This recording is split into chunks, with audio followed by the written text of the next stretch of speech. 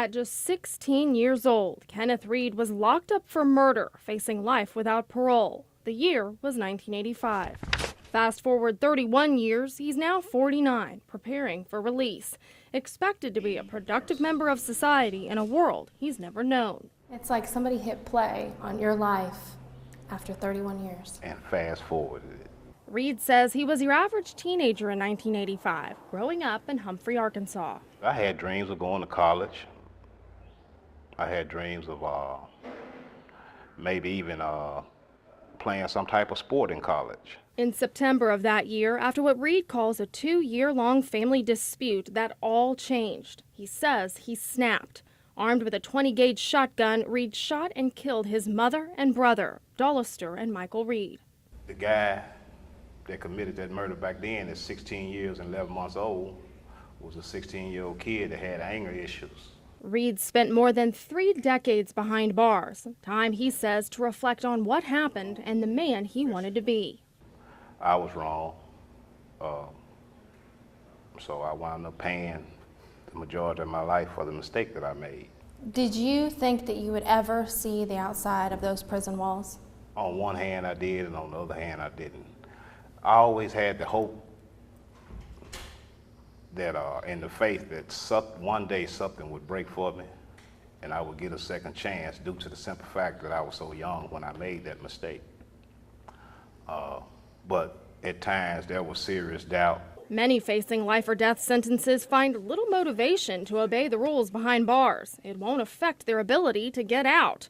Reed, though, did play by the rules, just in case his day came around. I took a GED class, I passed that, and I took that with the thought in mind that one day I'm gonna get a second chance and I'm gonna need this GED. Last March, Governor Hutchinson signed Act 539 into law. It prevented minors from being charged with life in prison and the death penalty, and also commuted the sentences of those who'd been given that sentence as juveniles, giving Reed the opportunity to appeal to the parole board. This is the paper that I got in the mail saying that I had made parole, which was the best day of my life so far. In December, Reed was released from prison and into the care of Arkansas Community Correction for a crash course in the 21st century.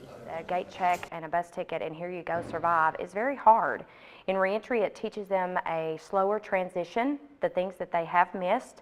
We have to start with those basic skills that you and I take for granted every day. After being in prison, a place where your entire life is scheduled out from the time you get up to the time you eat to the time you go to bed, one of the first, and some say the hardest things you have to get used to is something as simple as turning on your own lights. Not to mention the technology. Now that was a big one. This is the iPad and the iPad screen that we use to sign in and out for work, doctor's visit or whatever. While Reed was around computers in prison, he says he never really got the chance to use them. At first, I didn't have the slightest idea how to turn it on. Another obstacle Reed is facing before his release date, learning how to do things like pay bills and set up a bank account. That's a challenge that I always wanted. And it's a challenge Reed will soon face. He's set to be released sometime this summer. I'm not afraid. I'm somewhat anxious, very anxious really, to tell you the truth.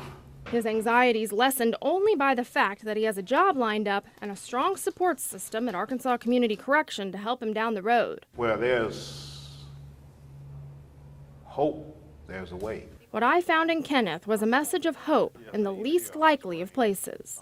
With the situation that I was in, I never gave up hope. And this is about as bad as you can get. Just don't give up.